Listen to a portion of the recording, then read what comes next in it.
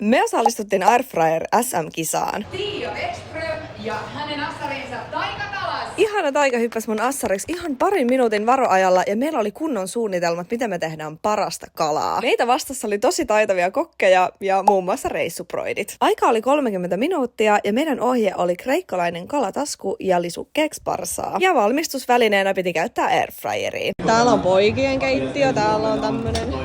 Kivisakset paperi, kun pitäisi. Meniks meillä hyvin?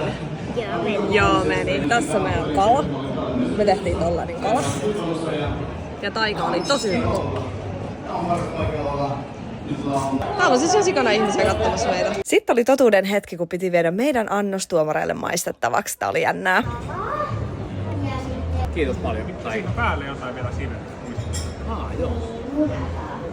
Tuomarit maisteli kaikkien kilpailijoiden annokset ja sillä aikaa meidän piti täällä jännittää, että kuka meistä voittaa. Reissuproidit.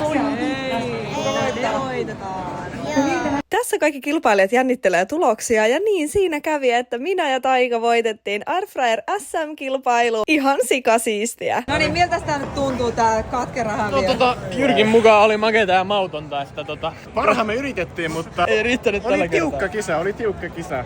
Mites nämä voittajat täällä? Meistä tuntuu hyvällä, eikä niin? Etenkin sen takia tehtiin hyvä annos, mutta sen takia, että nää hävis.